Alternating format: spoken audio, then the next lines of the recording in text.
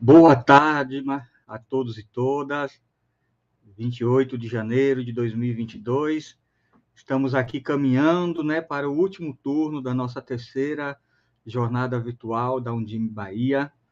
Muitas reflexões, muito compartilhamento de saberes, de fazeres nessa jornada. Então, acolhemos mais uma vez a todos os dirigentes de educação, todas as professoras, professores que atuam, na gestão da educação, seja na secretaria, nas escolas, como diretores, como coordenadores pedagógicos, nas equipes técnicas de secretarias, e as professoras, professores que estão aqui participando com a gente, conselheiros de educação, representantes de sindicato também, pais, mães, comunidade escolar interessada nessas discussões.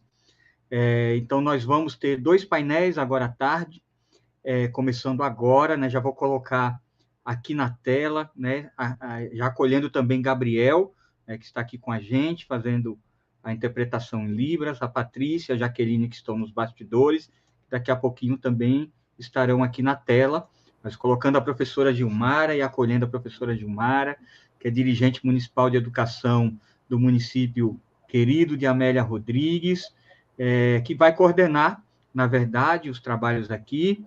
E já aproveito também para colocar aqui na tela o nosso convidado, a quem a gente já começa agradecendo bastante, o professor Romilson Martins, que no final do ano passado, teve também participando aqui conosco da Bahia de uma conferência livre organizada pelo Fórum Estadual de Educação e trouxe contribuições assim valiosíssimas para a gente pensar a política educacional voltada, para a infância, para a educação infantil. E aproveito já agradecendo também ao Fórum Estadual de Educação, ao professor Danilo, vice-coordenador, que intermediou essa participação do professor Romilson aqui. Então, seja muito bem-vindo. Sem mais delongas, vou deixar vocês sobre a coordenação da professora Gilmara, para a gente aproveitar bem o painel. Fiquem tranquilos que a frequência vai ficar o link na descrição, até 6 horas da tarde vai estar aberto, e vamos aproveitar bem esse momento. Então, fique à vontade, professora Gilmara, vou estar aqui nos bastidores, junto com o Magno, no apoio. Olá, boa tarde, Renê, boa tarde, professor Romilson Martins, boa tarde, nosso Gabriel, nosso intérprete de Libras. Como o Renê apresentou, eu sou Gilmara, professora Gilmara Belmont, secretária municipal de educação do município de Amélia Rodrigues, e para mim é uma grande honra, uma grande alegria estar aqui nesse papel, que para mim é tão importante, em coordenar esta mesa, da terceira jornada virtual da Undime Bahia. Parabéns à Undime por esse trabalho fantástico que vem fazendo junto aos municípios baianos. A jornada está sendo um sucesso. Estamos aqui agora no painel formacional 4, o tema Direito de Aprendizagem para as Infâncias na Organização do Retorno Presencial das Aulas na Educação Infantil e no Ensino Fundamental, que será proferida pelo professor Romilson Martins Siqueira. Quero saudar todos os secretários de educação que estão nos acompanhando, gestores escolares, coordenadores pedagógicos, conselheiros municipais, representantes de sindicato, educadores e todos os profissionais de educação, enfim, os pais também, as famílias dos alunos que assistem. Então, a todos vocês, nosso boa tarde, desejo a todos uma excelente jornada. E trago aqui o currículo do nosso querido professor Romilson. Ele é pós-doutorado pelo Programa de Pós-Graduação em Educação da UFG, supervisão do professor Luiz Fernandes Dourado. Ele é doutor e mestre em Educação pela Faculdade de Educação da UFG, graduação em Pedagogia pela Pontífice Universidade Católica de Goiás, coordenador do GT7, Educação de Crianças de 0 a 6 anos da AMPED, professor do Programa de Pós-Graduação em Educação da PUC Goiás, diretor da Escola de Formação de Professores e Humanidades da PUC Goiás, professor na Secretaria Municipal de Educação de Goiânia, coordenador do Grupo de Estudos e Pesquisas sobre Cultura e Educação na Infância, atua na linha de pesquisa, educação, sociedade e cultura e tem como objeto de estudo os processos educativos e culturais na infância e da criança em contextos da educação infantil e em outros espaços institucionais. Então, eu quero aqui trazer 3 estrofes do poema O Direito das Crianças, de Ruth Rocha, já que nós vamos tratar dos direitos das infâncias, e aí, os direitos de aprendizagem, né, da infância, e aí ela traz: toda criança no mundo deve ser bem protegida contra os rigores do tempo, contra os rigores da vida.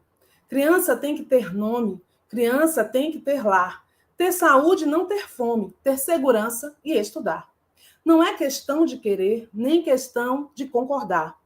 Os direitos das crianças todos têm de respeitar. Então, todos nós somos sujeitos de direitos. O ordenamento legal vigente determina isso. Nossos estudantes são sujeitos de direito, eles têm direito à educação. É preciso refletir, discutir, pensar, mais do que nunca, neste tempo de urgências e incertezas, como bem pontuou a professora Gilvânia ontem no painel formacional. Como proporcionar a garantia dos direitos à aprendizagem dos nossos estudantes? Uma tarefa complexa, em especial em tempo de pandemia. Então, já foram aí 2 anos de pandemia, 2020, 2021 e agora 2022. Como garantir o direito de aprendizagem para as infâncias na organização do retorno presencial? Então, o professor Romilson vai nos ajudar a pensar, refletir numa perspectiva crítica, que envolve toda uma reflexão também sobre a concepção de educação, a função social da escola, a concepção que temos de educação, escola e ser humano. Então, seja bem-vindo, professor Romilson, fique à vontade, e aí vocês vão, todos que nos assistem, podem colocar seus questionamentos no chat, que nós iremos selecionar para os momentos do debate. Seja bem-vindo, professor. Muito obrigado a todos e todas pela presença nesse painel. É um prazer receber esse convite da Undime Bahia, é um prazer participar e discutir com colegas da educação pública do estado da Bahia. Não é a primeira vez que eu falo para os colegas da Bahia, e eu sinto muita proximidade e alegria no diálogo que a gente traça todas as vezes que a gente conversa sobre um tema em relação à educação. Então, eu me sinto parte baiano e parte goiano quando a gente se mistura presencialmente ou virtualmente nesses debates sobre a educação infantil, sobre o ensino fundamental e sobre a infância em particular. Quero agradecer o Renê, o Danilo, pelo convite, a mediação da Gilmara e todos os colegas intérpretes nessa tarde. Mas, de um modo especial, eu quero desejar uma boa tarde para todos os profissionais de educação da Bahia, né? As professoras, os professores que estão atuando ali na ponta, no dia a dia, na educação infantil, no ensino fundamental, na educação básica, né, desse país, em particular do estado da Bahia. São essas pessoas que constroem aquilo que a gente vai chamar de direito à educação e direito à aprendizagem com qualidade socialmente efetiva. São essas pessoas que lidam todos os dias com crianças de camadas pobres, populares, e que precisam da escola como um processo de crescimento intelectual, social, afetivo. Então, nós precisamos valorizar esses colegas, valorizar esses profissionais, e esta formação, esse painel que a Undime proporciona, é uma forma da gente compartilhar não só conhecimento e saberes, mas reconhecer o trabalho e a atuação de cada um. Sou o professor Romilson, da PUC Goiás, coordenador do GT7, junto com a professora Márcia Bull Simão, o GT7 da Amped, a GT7 cuida e trata das crianças de 0 a 6 anos. Sou professor da Rede Municipal de Educação de Goiânia, compartilho com vocês também a experiência do lugar público, da escola pública, do chão, do espaço público. Já atuei com CEMEI, já fui coordenador de CEMEI, já fui professor em CEMEI, professores de crianças de 4, 5 anos, trabalhei em centro de formação dos profissionais da educação de Goiânia, e assessorei também a gestão do município de Goiânia em várias das suas dimensões. Estou dizendo isso para falar um pouco da minha experiência, de onde eu falo, quando eu falo do lugar de pensar os direitos das crianças e o direito à escola ou às instituições educacionais para um efetivo aprendizado socialmente significativo. Vou pedir para o Renê colocar, então, na tela a transparência, isso, muito obrigado, Renê, é sobre o direito de aprendizagem para as infâncias na organização do retorno presencial das aulas na educação infantil e no ensino fundamental, que eu passo a conversar com vocês essa tarde. Primeiro, chamar atenção para a ideia de infâncias no sentido alargado. Nós não estamos falando nessa tarde apenas da educação infantil, mas nós estamos falando de um tempo social da vida, né, que compreende a infância e essa infância largada que vai até os 12 anos. Como pensar o ensino fundamental e as estratégias, né, de ensino para as crianças que ainda estão no processo de transição para a adolescência e que estão ainda nas suas infâncias. Que infâncias são essas quando pensamos nas crianças baianas, né? Não há uma concepção de infância, não há uma concepção de criança, existem crianças no plural, existem infâncias no plural.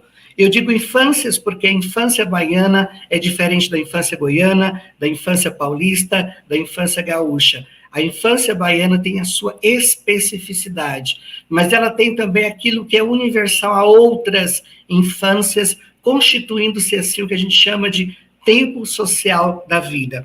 Digo tempo social da vida porque a infância implica a dimensão da temporalidade, mas não uma temporalidade cronológica, não se marca a infância pela data ou pela idade, se marca a infância pelas experiências vividas e constituídas num tempo social, e esse tempo social é o tempo da vida marcado por divisões de classe, marcado pela cultura, marcado pelos processos da experiência, marcado pelos processos de vivência desses sujeitos. Então, não há como falar de um conceito de infância ou de criança sem eu pensar que isso se constitui na pluralidade da cultura em que a escola, em que os sujeitos situam no determinado tempo e espaço social. Então, nós estamos falando de crianças e de infâncias, de modo particular, de todas elas nesse processo. Queria começar com uma poesia, essa poesia da Carolina Meyer, que traz muito do nosso tempo que nós estamos vivendo, o tempo da pandemia. Diz a Carolina da seguinte forma: andávamos tão invernos que qualquer outono nos fazia acreditar não mais existir primaveras. Mas ouvimos, cá dentro, como uma brisa despretensiosa, vai passar, vocês verão. Veja a poesia, né, a beleza dessa poesia que nos chama atenção para aquilo que nós vivemos nos 2 anos de pandemia, e ainda estamos vivendo, né, um tempo incerto, um tempo nebuloso, um tempo inverno, né, fechado, em que nós nem acreditávamos mais poder haver primaveras ou existir primaveras, conforme a gente pensava e conhecia. Mas lá dentro de cada um de nós, a esperança que ecoa é de que vai passar, né? E aí nós veremos, vocês verão. Esse verão claro, esse verão bonito, né? O verão baiano, que é tão propício e tão caloroso, esse verão vai chegar. É o modo de mudar essa realidade, o modo de ver essa realidade de um outro prisma, que é a possibilidade da gente superar a pandemia como um processo importante, mas também que deixa, né, aprendizados para todos nós. Nós temos que falar, portanto, de tempo, de educação em tempo de pandemia, né? Nós ainda estamos vivendo a pandemia, né? A Ômicron, essa nova variante que circula entre nós agora, ela vem redefinindo novamente estratégias e posicionamentos, não só dos protocolos bioéticos de segurança, mas também a questão da forma como a sociedade vem se organizando ou se preparando para o retorno presencial. Então, como falar de educação em tempos de pandemia, já que nós estamos nela ainda, né? Primeiro, uma charge para mostrar aí uma professora, e nos colocamos também como professores nessa tarefa, né? Estudos têm mostrado que as professoras, em particular, as mulheres, né, elas têm vivido uma sobrecarga de trabalho na pandemia como nunca visto antes, né? Além de ser mãe, além de cuidar das crianças em casa no tempo de isolamento da pandemia, cuidar do esposo, dividir as tarefas domésticas, dividir o ensino, planejar, ensinar as crianças, fazer gestão da própria vida. Então, esse tempo que tem tomado as professoras em particular, né, por tudo aquilo que envolve uma dimensão nova. A tarefa, o lugar do professor, da professora na pandemia, é um lugar de exacerbação do trabalho. o teletrabalho, o trabalho em casa, o trabalho remoto, ele tirou de nós, de todos nós professores, esse lugar de divisão entre o que é casa e o que é trabalho, o que fica em casa e o que fica no trabalho. E nessa relação tão imbricada, trabalho e casa, o tempo, a gestão do tempo tem ficado, né, tem sobrecarregado e adoecido muita gente. Temos também essa outra imagem que nos permite pensar, então, que tipo de educação e que tipo de conhecimento nós vamos viver hoje, né? Temos que discutir hoje em tempos de pandemia. E aí vocês veem, né, uma árvore, um desenho de uma árvore conectada, né, nas suas ramificações que ligam as pessoas, né, que produzem diferentes percursos e trajetórias. Vejam que os galhos dessa árvore, eles mostram trajetórias, né, umas mais curtas, outras mais longas, umas imbricadas, outras separadas, mas todas conectadas a um único objetivo. Então, uma educação no tempo da pandemia é uma educação que se pensa e que deve ser pensada em rede, articulada, para não fazermos atividades isoladas ou em separado. E uma última imagem mostra aí educação em tempos de pandemia, né? Vocês, melhor do que eu, conseguem entender essa realidade, né? Nós temos hoje um processo de educação dual. A pandemia não veio igualitária para todo mundo. A pandemia não veio, né, trazer o acesso para todo mundo como um bem público. A pandemia exacerbou a contradição de classe.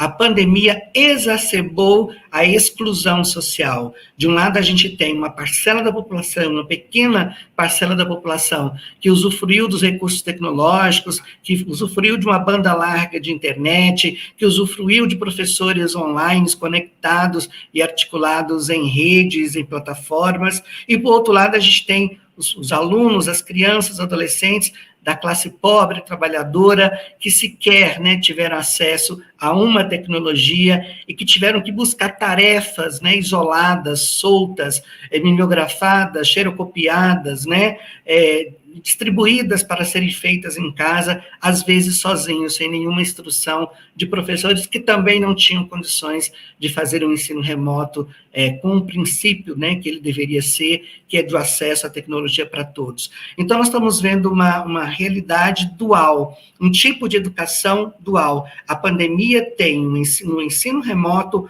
a exacerbação de uma dualidade na escola. E a partir dessa dualidade, né, de um tipo de educação para a classe pobre e um tipo de educação para a classe média e rica, que nós vamos conversar a partir de agora em relação aos direitos de aprendizagem.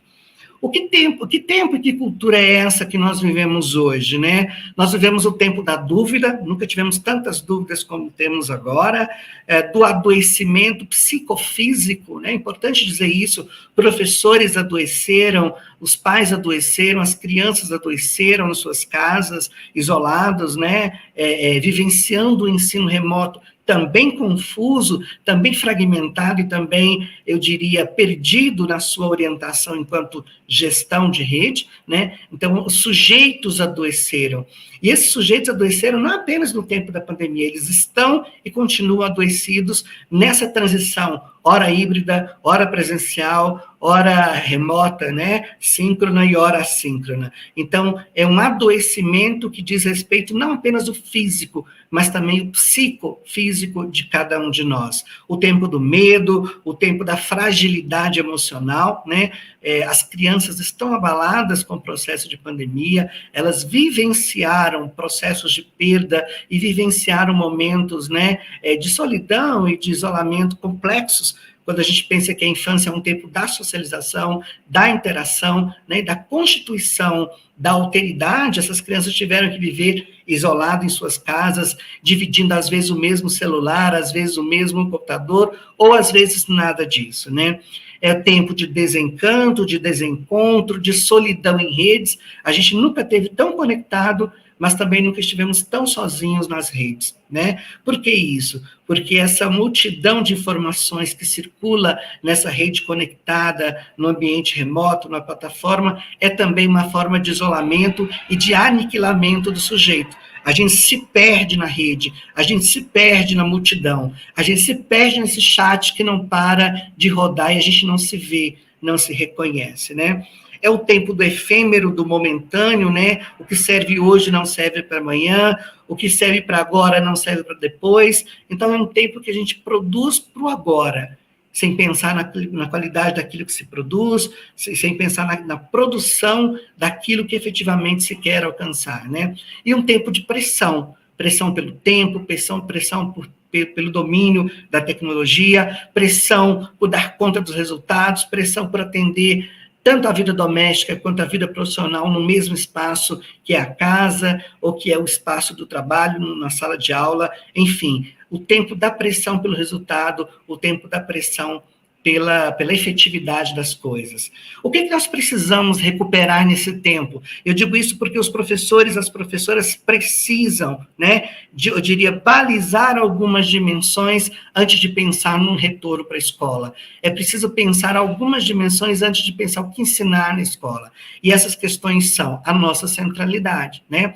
Quem somos, o que queremos fazer nessas escolas no tempo pós-pandêmico, no tempo de pandemia.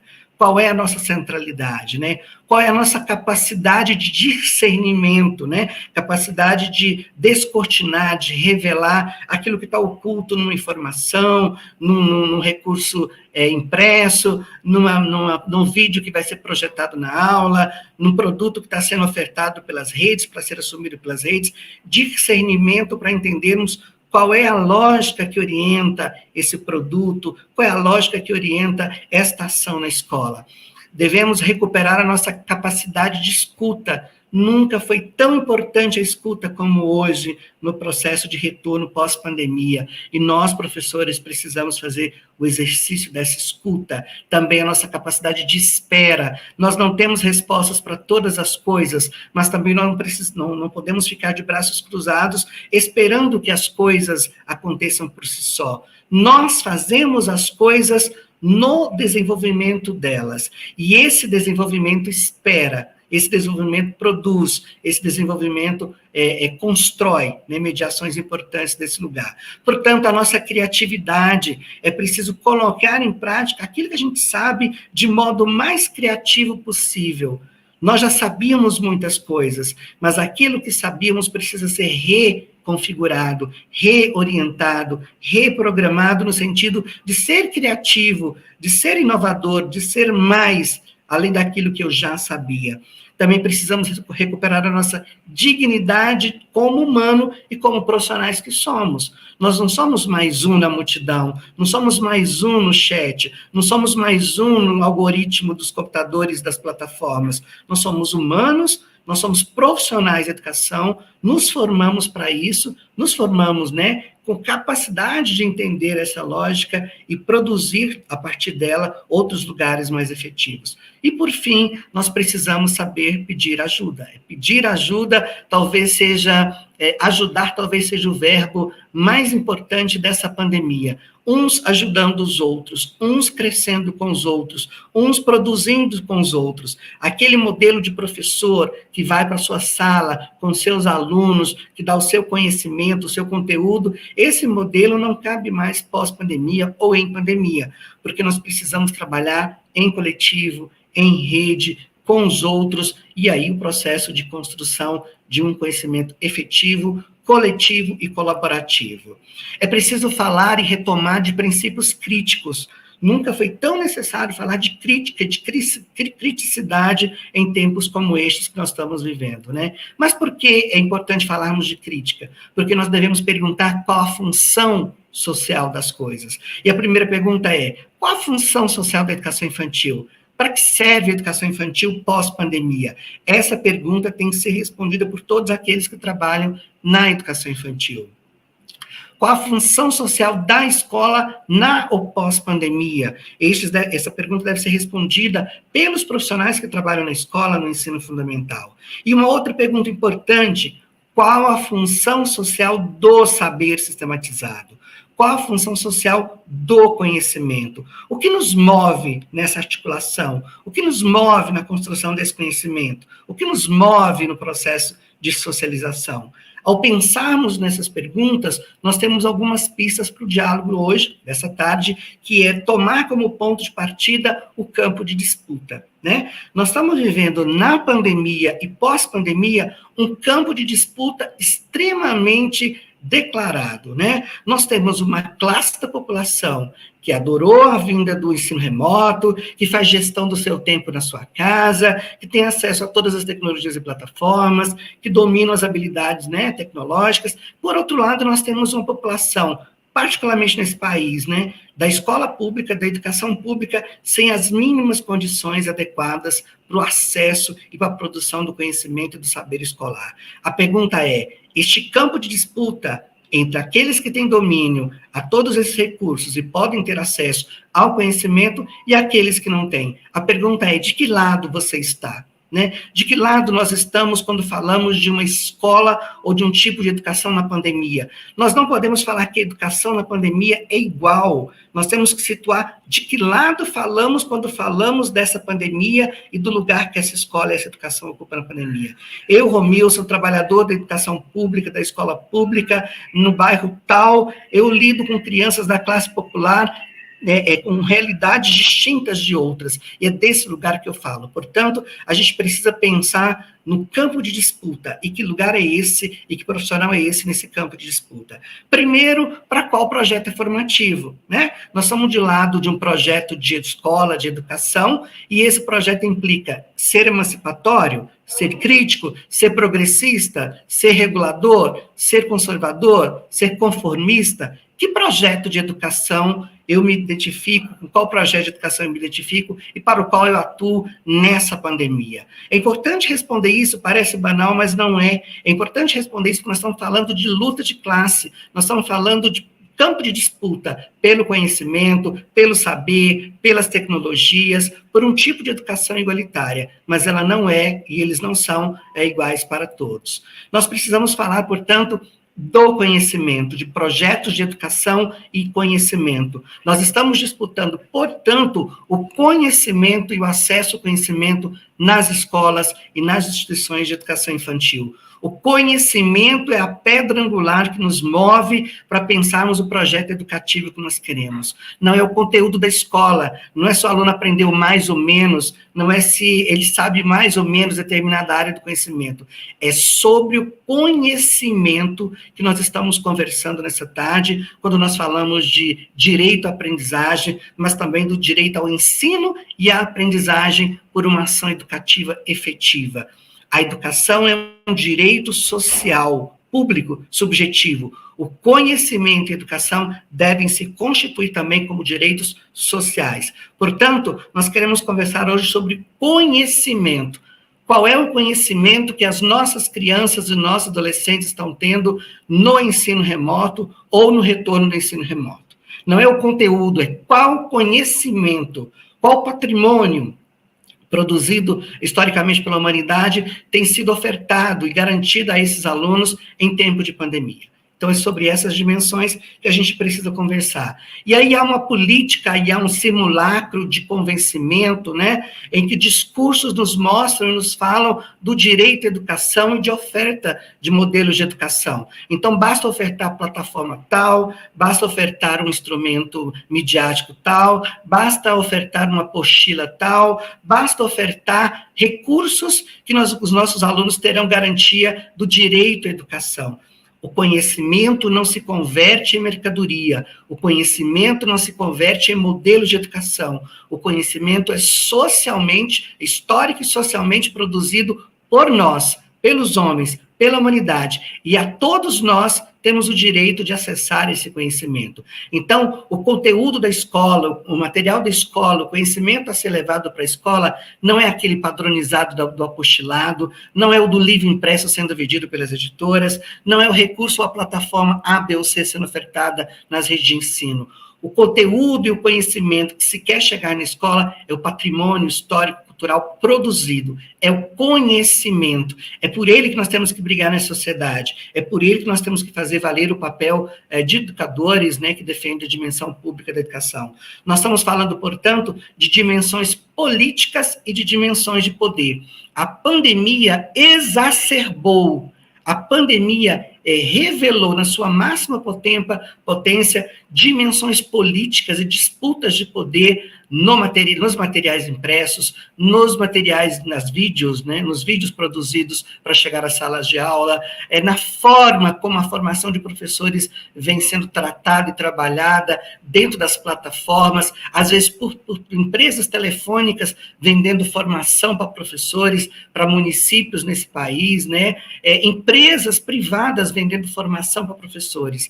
Nós deixamos de discutir com as universidades, nós deixamos de discutir com as redes de ensino para pedir apoio no tempo da pandemia para as empresas, para as entidades privadas produzirem a formação e o conhecimento.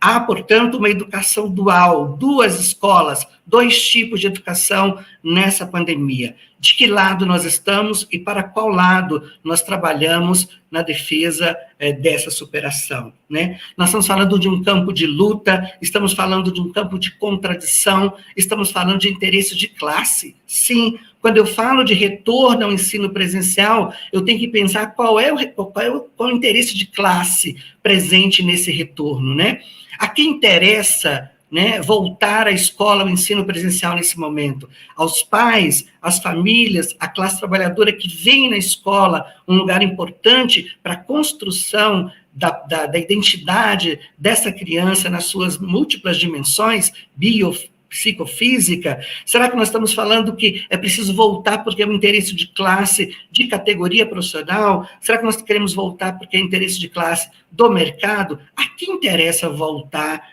ao ensino presencial? A quem interessa ocupar as escolas nesse processo de pandemia? Portanto, precisamos falar de direitos, Nós temos que falar, sim, de direito. As crianças precisam estar garantidas a elas os seus direitos, e aí os direitos são civis, e são direitos que nos colocam na condição e desejo de sermos igualitários, O direito remonta ao princípio da coisa pública, do bem comum para todos. Direito não é para pobre, coisa pública não é para pobre, escola pública, transporte público, saúde pública, cultura pública, não é para pobre, é para todos. E quanto bem universal, como um direito universal, garantir isso às crianças que, neste momento, estão passando por problemas seríssimos, Inclusive de alimentação, de agressão física fora da escola, garantir a elas o retorno é falar do direito à educação, é falar de um direito, de um princípio igualitário, é falar das condições de garantia de proteção a essas crianças. Nós estamos falando de uma educação como um direito social, um direito para todos, E aí o professor Luiz Fernandes Dourado vai nos chamar a atenção que a educação como um direito está imbricado nas questões macrosociais. Falar da garantia de direito à aprendizagem, falar da garantia do direito ao conhecimento, é falar de outras dimensões que estão também subjacentes ao tema da educação, como as discussões macroestruturais, como a discussão da cultura, como a discussão de classe. Então, não é simples falar que as crianças têm direito à educação, não é simples falar que a criança tem direito à escola. Falar da educação, falar da escola, falar do conhecimento como direito, é falar disso em contexto de disputa, em contexto de classe. E nós precisamos assegurar às crianças das famílias trabalhadoras, das classes populares, a melhor educação desse país. A ela se destina o melhor trabalho que vocês, enquanto profissionais de educação, devemos fazer por essas crianças, porque elas já estão à margem do processo, elas já estavam à margem do processo antes da pandemia. A pandemia apenas exacerbou a exclusão de classe. A pandemia apenas elevou à máxima potência aquilo que nós chamamos de divisão social de classe nesse país. E é para as crianças pobres, das classes populares, que nós devemos trabalhar na construção de um conhecimento significativo. Nós precisamos, portanto, falar de princípios democráticos, Falar de gestão democrática, falar de um processo dialógico, falar de um processo em rede compartilhado. Os professores precisam ser ouvidos pelas redes de ensino para ajudar a construir estratégias de retorno ao ensino presencial. As redes de ensino não podem formar ou construir ou elaborar um plano de retorno sem ouvir os professores daquela cidade, daquela região, daquele bairro. A realidade das crianças de cada cidade baiana é diferente no estado como um todo. E o retorno às escolas, o retorno às atividades nas escolas ou nas instituições de educação infantil precisam ser compartilhadas e discutidas com os professores. Nós precisamos falar sobre o direito de ensinar e aprender. Direito de ensinar. Nós, professores, temos o direito de ensinar e as crianças têm o direito a aprender. Mas de qual qualidade nós falamos desse direito? Nós falamos da qualidade socialmente referenciada. A qualidade na educação que tem sentido. A qualidade na educação que tem significado. A qualidade na educação que faz sentido para a vida das crianças trabalhadoras. Aquilo que é da família trabalhadora. Faz sentido para a comunidade dessas crianças de família trabalhadora, que faz sentido para a mãe e para o pai trabalhador. Nós temos que falar, portanto, de uma qualidade de conhecimento, de uma qualidade de escola que não separa, que não segrega as crianças da pré-escola, da creche, que não segrega as crianças da educação infantil do ensino fundamental. Nós precisamos de um projeto de qualidade para a infância nesse país. E falar de um projeto de qualidade para a infância nesse país não é fazer a ruptura entre educação infantil e ensino fundamental. As crianças da primeira etapa do ensino fundamental são e se constituem na infância como sujeitos também de direito dentro dessa dimensão de qualidade que nós tratamos. Nós estamos falando, portanto, de uma relação de educação e de escola comprometido com o passado, com o presente, com o conhecimento e com a ciência, com a cultura e com a educação. Se eu não trouxer esses elementos presentes para pensar o retorno para o ensino presencial, ou retorno para as atividades das instituições educativas, eu vou me perder naquilo que é prático, na reprodução daquilo que é prático.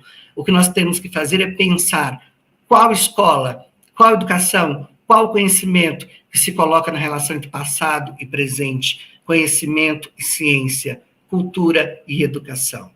Temos que falar, portanto, de uma educação e de um ensino pautado na e pela experiência. Nós estamos falando de sujeitos da e na experiência. Nós estamos falando de cultura. As escolas produzem culturas, as redes produzem cultura, as crianças e adolescentes produzem cultura. Então, nós temos que perguntar que cultura é essa que deve ser valorizada no retorno ao ensino presencial ou às atividades nas instituições. Que experiência é essa que eu tenho que propiciar a essas crianças e adolescentes no sentido de avançar, no sentido de propiciar elementos que ampliem esse conhecimento que elas já têm. Não dá para voltarmos para as escolas depois de 2 anos de pandemia achando que as crianças são as mesmas, achando que nós somos os mesmos. Nós temos que repensar tudo que sabíamos, tudo que as crianças e adolescentes sabíamos, no sentido de avançarmos, ampliarmos e complexificarmos aquilo que elas e que nós sabíamos em relação ao conhecimento, à educação, antes e durante a pandemia. Então, ampliar, né, é um verbo importante nesse sentido de pensar o retorno da escola, ampliar o conhecimento, ampliar as aprendizagens, ampliar as vivências, complexificar essas vivências e essas experiências vividas, né? Isso é importante para pensarmos que o conhecimento não é estático. Portanto, nós defendemos o conhecimento, nós não defendemos o discurso de competências e habilidades no retorno, à volta à escola. Nós estamos a falar de conhecimento. O conhecimento é universal, a competência é individual. O sujeito tem competência para A, B ou C, para aquilo outro. O conhecimento é universal e é ele que nos move na produção de um espaço, de um saber, de uma escola, de uma educação comprometida com a classe trabalhadora. Nós estamos falando, portanto, do direito à aprendizagem ou do direito à educação? Mais do que direito à aprendizagem, nós temos que falar do direito à educação, né? Porque o direito à educação é mais amplo do que o direito à aprendizagem.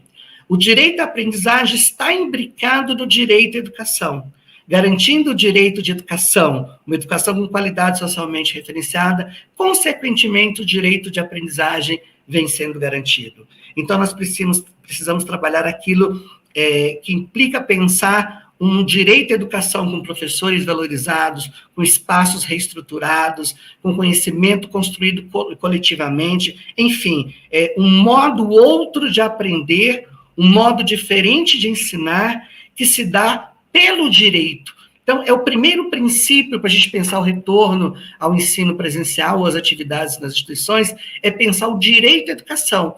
Essas crianças e adolescentes têm direito a quê? Mas não é o que elas já tinham, o direito àquilo que elas precisam ampliar e complexificar nessa escola ou nessa instituição. Temos que falar, portanto, que o aprender é um processo que está na origem fundante da escola.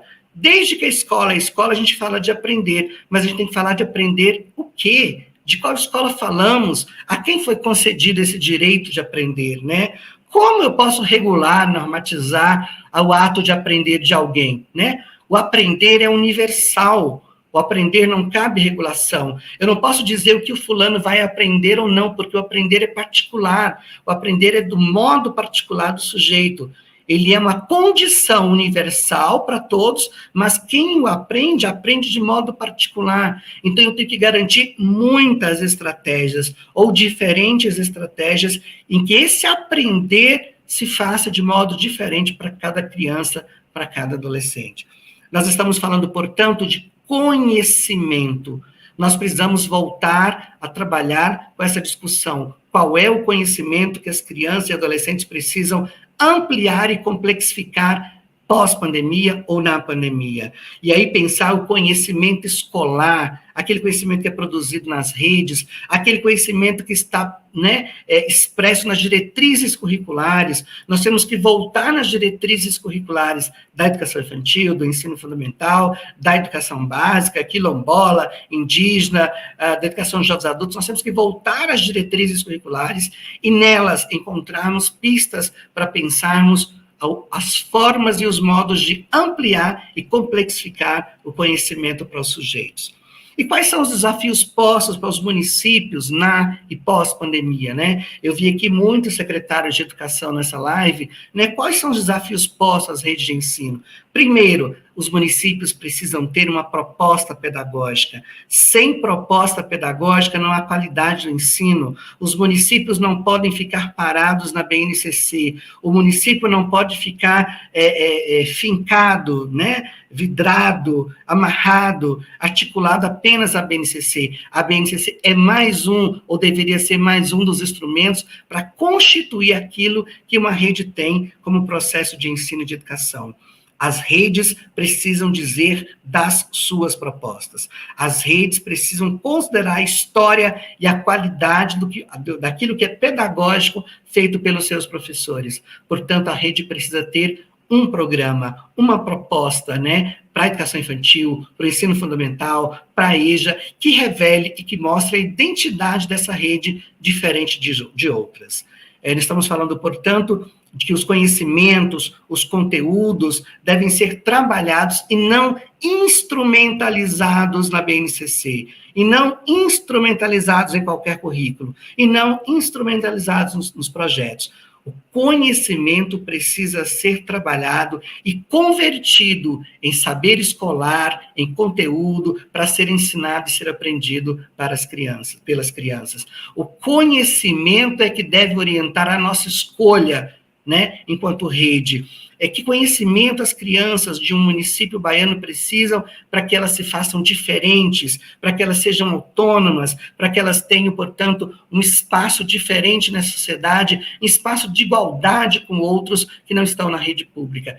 Quais os conhecimentos? Nem tudo se cabe na escola, nem tudo se cabe na BNCC, nem tudo cabe na diretriz, nem tudo cabe na proposta. É preciso sentar e discutir o que é importante para esse momento em que essas crianças tiveram 2 anos fora da escola, garantirmos a elas no sentido de ampliar e diversificar o que elas já sabiam.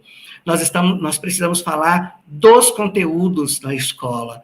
Nem todos os conteúdos precisam ser ensinados na escola. A pergunta é, quais conteúdos? Em função de que esses conteúdos? Para quem esses conteúdos? Como tratar esses conteúdos na escola?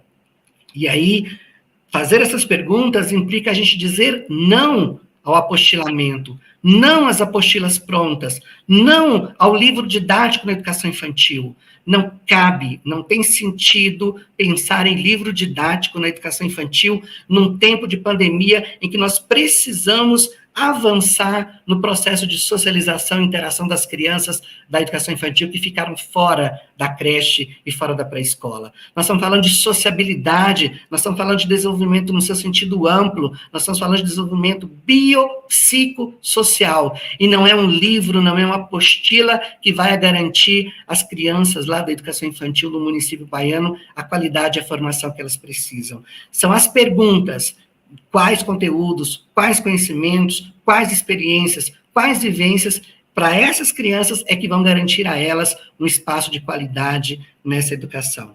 Portanto, é preciso fazer crítica, é preciso pensar de forma crítica as coisas, é preciso criticar aquilo que vem pronto, é preciso criticar aquilo que vem sendo padronizado, é preciso criticar aquilo que vem sendo obrigado, né, a ser engolido de goela abaixo na educação, no município ou em uma rede. As coisas em tempo de pandemia precisam ser discutidas, porque ninguém tem resposta para elas neste momento. Nós estamos falando, portanto, de diálogo e de estudo. É preciso parar para estudar, é preciso diálogo para construir redes de conhecimento, redes de capacidades e habilidades, é preciso construir espaços alternativos de construção coletiva do conhecimento e das práticas pedagógicas. Portanto, não dá para voltar para o ensino presencial, voltar às atividades nas instituições, sem momento de planejamento nas redes de ensino, sem momento de diálogo entre os professores, sem troca de experiência de uma escola e outra do mesmo bairro. As redes precisam garantir espaços de diálogo, espaços de estudo, espaços de formação para os pais, para as famílias, para as crianças e adolescentes, mas também para os profissionais e seus gestores. Nós estamos falando de autonomia também, né? Como é que eu posso voltar ao ensino presencial sem autonomia? Então, falar da autonomia é falar da cultura escolar, uma cultura escolar comprometida com a produção e a apropriação de um conhecimento socialmente significativo. Não é qualquer conhecimento que cabe na escola pós-pandemia. Cabe na escola pós-pandemia um conhecimento que seja socialmente significativo. Então, por isso, eu preciso discutir em rede, preciso discutir com meu colega que conhecimento é significativo para essas crianças e adolescentes agora, depois de 2 anos fora da escola. E eu digo fora, porque o espaço da escola, não apenas o espaço físico, o lugar da escola é um lugar de irradiar essa produção desse conhecimento, é um lugar de efervescência desse conhecimento. E por mais que a gente tenha, se desdobrado em estratégias, o lugar do aprender e o lugar de ensinar fora da escola é muito precário. Portanto, precisamos falar e criar novas estratégias, espaços de aprendizagem. Não cabe mais a sala de aula, não cabe mais aquela escola fechada, aquele limite daquelas paredes físicas. Outros espaços alternativos de aprendizagem precisam ser construídos na escola. Que espaços são estes? O pátio, o corredor, debaixo da árvore, a biblioteca, o salão de jogos do vizinho, do bairro vizinho, a quadra de esporte vizinha na praça, a sede da associação. Nós precisamos pensar a escola para além dos limites do seu espaço físico. Uma outra educação possível pós-pandemia não pode estar circunscrita apenas ao espaço físico da escola. É preciso organização de tutorias de aprendizagem, quem sabe mais ensina quem sabe menos, professores de diferentes turmas ensinando outras turmas, pais ajudando no processo de aprendizagem das crianças. É preciso um projeto e um processo de tutoria de aprendizagem. Por que isso? Porque nós vamos ter que pensar uma escola e uma instituição aberta à comunidade, uma escola aberta nos finais de semana, uma escola para recuperação da aprendizagem no final de semana. Com quem? Com aqueles que nós fizermos parcerias nessa comunidade, nessas tutorias, para garantir que a escola e os meninos não fiquem limitados apenas apenas ao horário e ao espaço físico daquela escola. As crianças da creche, da pré-escola, precisam de outros espaços e de outras vivências que podem se dar nos finais de semana, junto com as suas famílias, dentro da própria instituição. Então, a ideia de uma escola aberta para a comunidade, mas aberta no sentido de que ela pode fazer qualquer coisa, é planejado, é organizado, no sentido de ampliar e diversificar aquilo que as crianças aprendiam nessa escola, nessa instituição. É preciso fortalecimento de ações intersetoriais, cultura, saúde, assistência, educação, inclusive nestes finais de semana com a escola aberta, estas, né, ações intersetoriais podem se garantir efetivas, pensar uma cultura, pensar a saúde, pensar a assistência, tratando, né, ajudando e pensando os temas da educação e daquelas crianças naquele espaço. É preciso agrupar, reagrupar e oportunizar diferentes espaços e possibilidades de aprendizagem com base naquilo que sabe, pode ampliar aquele que sabe um pouco mais, um pouco menos. A instituição deve sair fora da caixa da sala de aula. Nós precisamos agrupar as crianças, mas o agrupar as crianças é só pelo que elas dominam do conhecimento? É só pela idade? Então, eu tenho que agrupar, mas eu também preciso reagrupar, porque uns aprendem com os outros, as menores aprendem com os maiores aprendem com os menores, quem sabe mais aprende com quem sabe menos aprende com quem sabe mais. Então, a escola pode ter um outro formato que não aquele que as crianças são organizadas pela idade, por série, por ano, dentro de uma sala com um único professor. Neste retorno para o ensino presencial, quanto mais experiências significativas que ajudem a ampliar o modo de ver o conhecimento e as coisas, melhor para a gente pensar, então, o processo de aprendizagem dessas crianças. Terminando, nós precisamos falar de alteridade, né? Por que alteridade? Alteridade constitui aquilo que nós chamamos de igualdade, a nossa igualdade e a nossa diferença como humanos. Nós precisamos pensar na alteridade das crianças da educação infantil, na alteridade dos professores, na alteridade dos gestores, na alteridade das crianças do ensino fundamental. Nós precisamos pensar naquilo que iguala, mas também naquilo que diferencia cada um de nós como seres humanos. Sem alteridade, o que existe é a tolerância. E na tolerância reside a falsa ideia de aceitação. O processo de pandemia, o processo de isolamento social nos fez um pouco mais antissociais. Então, nós precisamos aprender com a diferença, aprender com o outro, aprender com a igualdade. E não aprender pela tolerância, aprender pelo respeito. Então, é preciso voltar para um processo de escuta e de auscultação. Mais do que ouvir a criança, mais do que ouvir o meu colega professor, mais do que ouvir um dirigente da rede, é preciso auscultação desse sujeito, ou seja, garantir estratégias de compreensão do lugar de fala desse sujeito, das crianças. Nós não podemos voltar ao ensino presencial sem antes ouvirmos as crianças, sem antes ouvirmos os pais, sem antes ouvirmos os professores.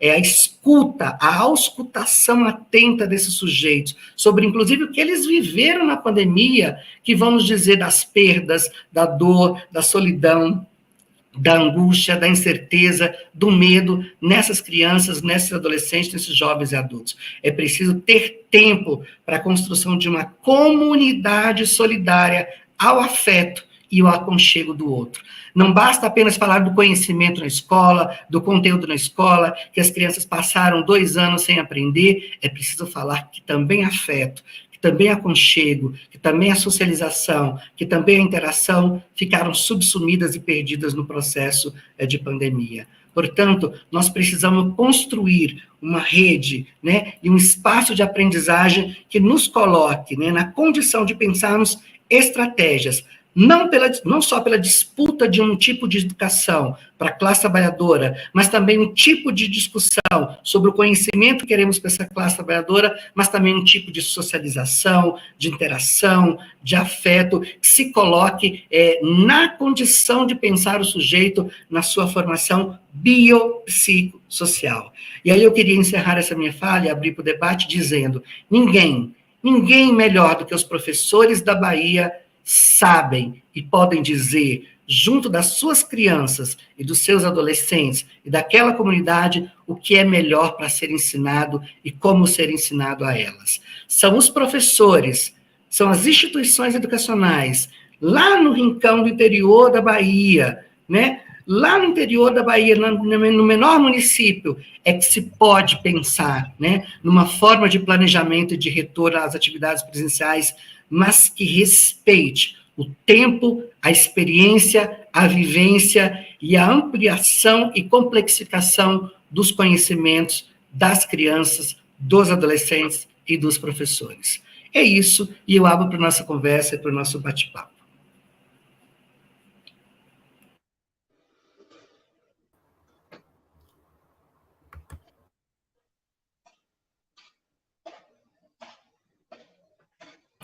Está sem som?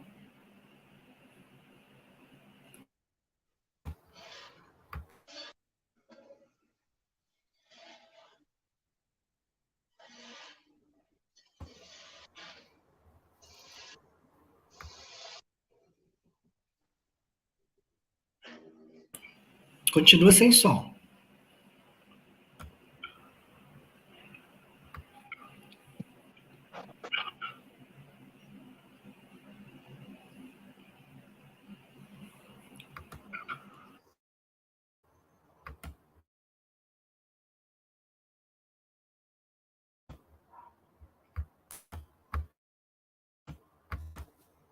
Dificuldade aqui. Estão me ouvindo agora?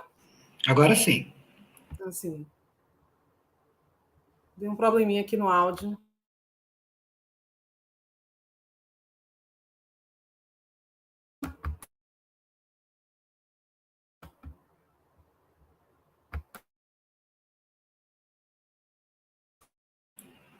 Voltou a ficar sem som. Está indo e voltando. Isso, agora está indo.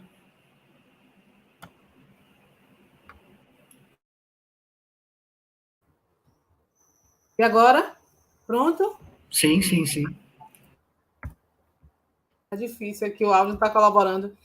Professor, parabéns. Quanta riqueza das suas contribuições, a sua fala muito rica, muito forte para nós, educadores baianos, para nós, gestores. Quando você traz esse contexto, né, da sobrecarga de trabalho na pandemia para nós, educadores, a questão do processo de educação dual, que já existia, mas que a pandemia exacerbou, né? A questão do adoecimento que tudo isso vem causando para nós, educadores, para nossos estudantes também, para nós, gestores. E essa concepção,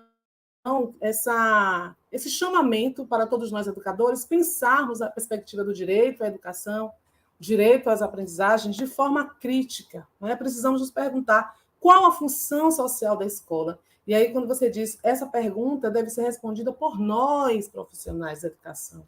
Tudo isso é muito forte. Nós temos aqui várias contribuições no chat, muitas pessoas parabenizando, reiterando, corroborando com o que você diz.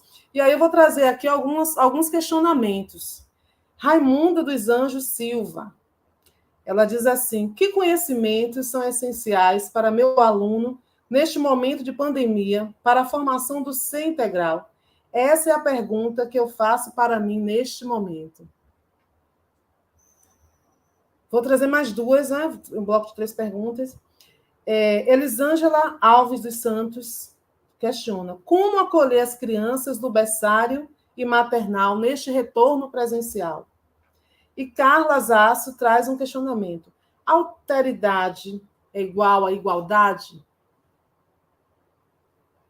Boas perguntas, a gente pode conversar um pouco sobre elas, né? A resposta para a pergunta sobre quais conhecimentos são importantes para a formação do aluno, né, ou da criança nesse momento, deve ser respondida por aqueles que com ela convivem, né, com essa criança. Então, o professor, a família, né, a própria gestão da escola deve perguntar qual a função social daquela instituição para aquele sujeito e, junto nesse espaço, pensar qual é o conhecimento, né, que agrega, que amplia e que diversifica as aprendizagens desse sujeito.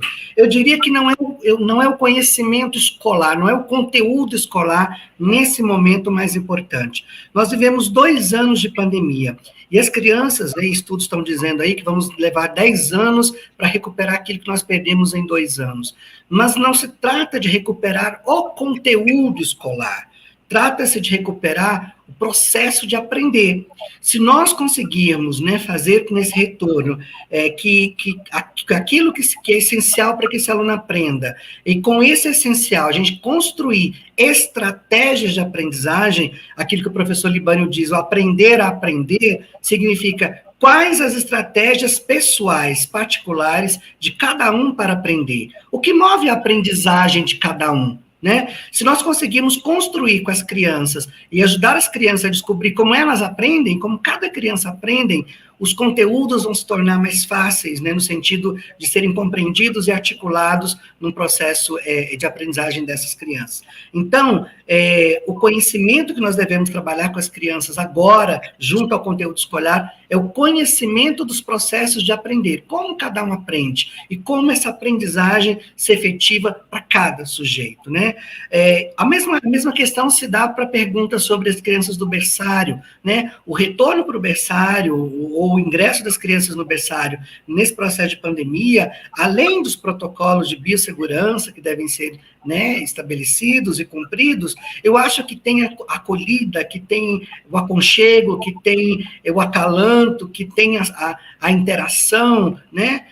Nós vivemos 2 anos em que as crianças quase não tiveram contato com os vizinhos, ou com outras crianças, ou com um espaço público de aprendizagem. Eu acho que a creche e a pré-escola, como espaço público de aprendizagem, precisa garantir isso, interações, né, e desenvolvimentos que propiciem a elas um espaço de crescimento pessoal, intelectual, né, e em todas as suas dimensões. E eu acho que aquilo que é importante para a formação do sujeito biopsicossocial, a formação biopsicossocial do sujeito, é um tipo de educação que, de fato, se comprometa com o princípio da garantia do sujeito, garantia do reconhecimento da criança. Por isso, a auscultação é importante. A gente precisa ouvir as crianças. Elas tiveram perdas, elas sofreram, elas vivenciaram o luto, e esse processo precisa ser discutido nas instituições. Nós não podemos deixar passar batido esse momento de dor, de sofrimento que as crianças também viveram ou vivenciaram junto às suas famílias no processo de pandemia. E, a partir disso, fazer disso a superação por meio de outras interações e outras propostas que garantam uma formação biopsicossocial. Mas eu diria que a acolhida, a interação, a escuta, né, são elementos fundamentais para qualquer processo que essas 3 perguntas trouxeram nessa mesa. José Dalva Farias dos Santos questiona: e a equidade, professor? Nesse momento, como fazer acontecer? Então, responder sobre equidade me fez lembrar da pergunta da alteridade e igualdade, né? A alteridade é a condição de reconhecimento de si e do outro na igualdade e na diferença. As instituições de educação infantil e as escolas precisam trabalhar a alteridade das crianças e dos adolescentes. Ou seja, precisa ajudar, principalmente agora, pós-pandemia, as crianças e adolescentes a se reconhecerem, mas se reconhecerem não de forma em si mesmada, né, ou individualista, se reconhecerem na sua identidade a partir daquilo que iguala e a partir daquilo que diferencia de outra criança. E aí, nessa igualdade, na diferença, nós temos a alteridade, portanto, temos o respeito. As crianças só respeitam e só aprenderão a respeitar os outros quando elas se verem na condição do outro, como igual e como diferente. Isso é equidade, e isso precisa ser construído nesse movimento de pós-pandemia. A equidade, ela não se confunde com igualdade. A equidade é uma forma, é um arranjo para trazer algum ajuste para ficar igual. O que a gente precisa trabalhar é o princípio da diferença. E no princípio da diferença, respeitar o que é igual e o que é diferente, né? O princípio da contradição, o princípio da desigualdade. Se eu não discutir desigualdade, eu não tenho equidade.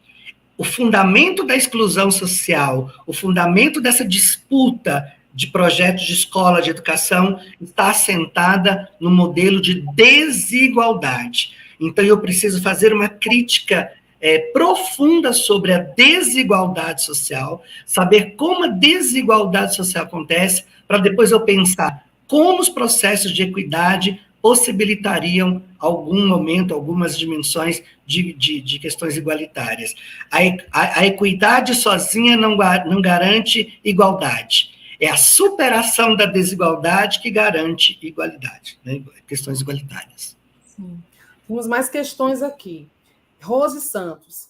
O aluno de pré-escola chora na ausência da mãe. Você, como professor, deve agir para acalentar, já que não pode ter o contato físico? Izzy Amâncio. Parabéns, Romilson. O senhor pontuou a auscultação das crianças. Poderia comentar um pouco mais sobre a importância da escuta da criança, levando em consideração o contexto social para a garantia da educação? Ok? Então, nós estamos falando de processos educativos, né? Na educação infantil, ações educativas na educação infantil, de formação integral, em que a questão do princípio da afetividade, né, do afeto, da interação, das linguagens, não podem estar de fora desse projeto. Então, como pensar um retorno em que o professor de educação infantil não tenha contato com as crianças? Não é possível um projeto dessa forma. A educação infantil acontece, se constitui na interação, na relação entre sujeitos, das crianças com seus pares iguais, das crianças com os pares diferentes que são os professores. Então, de todas as formas, né, é preciso pensar que esse contato com a criança, o toque, o acalento, o aconchego, é importante, tem que ser fundamental, tem que ser garantido na educação infantil. Agora, os cuidados para que isso aconteça de uma forma ou outra é que precisam ser resguardados. Então, nós não estamos falando de forma alguma que não deva ter contato, toque na criança. Pelo contrário, como é que vamos fazer o processo educativo na educação infantil sem essas mediações, né? É o cuidado que se deve ter ao fazer, né, essas atividades, essas ações educativas. E pensar estratégias que garantam não esse aconchego, esse acalanto, não só pelo toque, pelo colo, né? A gente não acalma a criança, não é apenas no colo. O colo é um dos espaços de acalanto, mas um ambiente alegre, um ambiente preparado, um ambiente desafiador, um ambiente propício à descoberta, um planejamento de atividades rico que chame a atenção das crianças, isso também garante uma outra forma de envolvê-la e de acalentá-la, que não apenas o toque, o aconchego. Então, nós estamos pensando em ações que garantam muito mais do que receber, pôr no colo e abraçar. Nós estamos falando de um espaço educativo, de uma instituição educativa em que as crianças possam conversar, possam trocar ideias, possam compartilhar, né, experiências, e que possam viver inclusive as suas experiências de modo particular e de forma coletiva também. Vou trazer aqui mais um último bloco de contribuições. Vera Almeida, ela é gestora escolar em Amélia Rodrigues, aqui, minha cidade querida, um abraço para todos. Professor, o senhor foi sublime quando trouxe nossas vivências na pandemia. Foi angustiante ver e viver as diferenças de classe, alunos que dispunham de muito e outros quase nada. Aí vem aqui 2 questionamentos. Euseni Brandão. Mestre, quando você aborda a escola aberta aos finais de semana, como proceder isso sem recursos? E a última questão. Essa é a última questão. Mestre, quando você aborda a escola aberta aos finais de semana, como proceder isso sem recursos? Ok, antes eu vou responder sobre a auscultação, que estava no bloco anterior, eu esqueci de comentar, né? A auscultação é um processo que vai além da escuta. A auscultação é um processo que vai além do ouvir o outro. A auscultação é um processo de reconhecimento do lugar de fala do outro. Então, a criança tem um lugar de fala na ação pedagógica. A criança tem um lugar de fala para o gestor do município. O município precisa ouvir as crianças para a construção de uma política para a infância. O município precisa ouvir as crianças para a construção de um projeto pedagógico de rede. Porque as crianças são as destinatárias deste projeto ou dessa política, né? Nós temos experiências lindíssimas nesse país de orçamento participativo com as crianças, né, de agendas públicas com as crianças para poder construir e pensar espaços de lazer para as próprias crianças, de pensar estruturas dentro das instituições, ou seja, políticas públicas para escutar, para ouvir, para entender o lugar de fala desses sujeitos. Então, a auscultação é um processo em que nós, adultos, nos colocamos na condição de auscultar a criança e de compreender o lugar de fala dela, de que lugar ela fala e o que ela traz quando ela fala enquanto sujeito. Isso é auscultação, né? E pensar a escola aberta, pensar a escola nos finais de semana, implica um planejamento de gestão. E não é de gestão individual do professor Romilson, né? O professor Romilson vai lá e abre a escola e toma conta de um projeto. É um projeto de rede, é um projeto de gestão, é um projeto sistêmico de gestão intersetorial, é um planejamento do município, é o planejamento de uma secretaria que articula com outras vivências e experiências aos finais de semana, garantindo não só às crianças, mas também aos pais o direito de aprender e de produzir vivências significativas naquele espaço.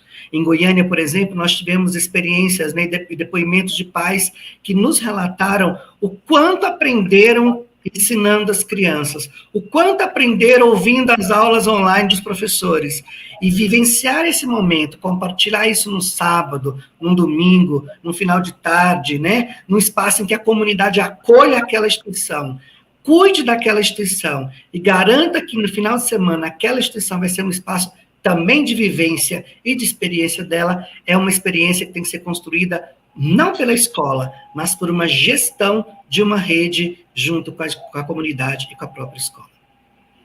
Maravilha, muito pertinente. Professor, agora o senhor pode fazer suas considerações finais.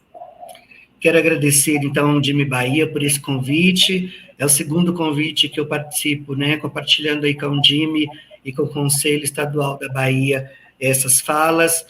Quero desejar aí sucesso a todos que estão envolvidos nessa jornada virtual, né, de conferências. Quero deixar aqui o meu carinho aos profissionais de educação pública da Bahia, todos, professores, professoras, administrativos que fazem no chão da escola a experiência viva de uma escola para as crianças, adolescentes, jovens e adultos. Só vocês sabem a melhor escola, qual é o melhor projeto educativo a ser construído no retorno presencial em processo de pandemia. Mas é com vocês, e também discutindo com outros e ouvindo outros, é que vocês terão condições também de pegar essa experiência e de produzir outras experiências tão significativas como essas que vocês estão fazendo. Desejar sorte a todos vocês e queria deixar claro, né, o direito das crianças a serem vacinadas. Nós precisamos contar com os professores, com os profissionais de educação e com as famílias. Nós precisamos convencer as famílias da vacinação das crianças. Nós temos instituições em Goiânia que mais de 50% dos pais não autorizaram a vacinação das crianças. Então, as crianças não estão sendo vacinadas porque os pais não estão permitindo que esse direito delas seja garantido. Eu vou colocar no chat aqui, pedir para o Renan colocar depois, um documento que nós fizemos hoje, foi publicado hoje, do GT7 da Amped, pelo direito de vacinar as crianças, né? Elas têm o direito à vacina e nós, como educadores, precisamos. Sem a vacinação dessas crianças, minha gente, nós vamos continuar com esse processo híbrido, remoto, misto e não presencial e efetivo de qualidade. Muito obrigado pela atenção de cada um de vocês. Obrigada, professor Romilson, mais uma vez. Parabéns pela sua fala tão pertinente.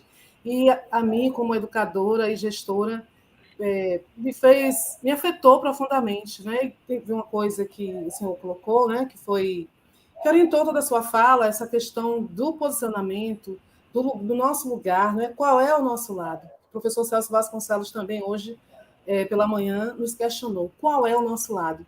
E a nós, educadores e gestores, também nos questionar qual conhecimento está sendo ofertado em tempo de pandemia. Não basta a gente ofertar as condições materiais, né?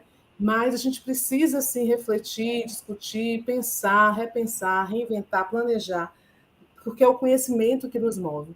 Então, parabéns, professor Romilson, muito obrigada pelas suas contribuições, pela sua participação na nossa jornada. Agradecer a todos que estiveram aí participando conosco, parabéns também pelas contribuições, e muito obrigada a Undime por essa honra, por essa alegria de estar fazendo parte dessa mesa tão encantadora.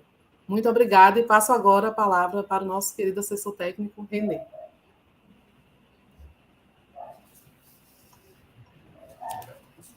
Ok, minha internet está bem lenta aqui agora, porque começou a chover forte, trovão, raios aqui, pode ser que trave um pouco nesse finalzinho, mas agradecer mais uma vez, né, ao professor Romilson pelas valiosíssimas contribuições, mais uma vez, que trouxe, né, para a gente.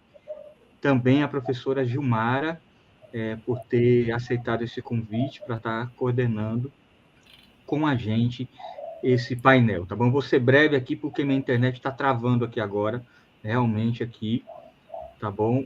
Para não dificultar, sobretudo, a tradução da intérprete, mas nós vamos agora para o próximo painel, né? Nosso último painel, no outro link, na outra sala, e fica aqui, professor Romildo, né, o convite sempre e os agradecimentos da Bahia, né, pelas suas importantes contribuições, tá bom?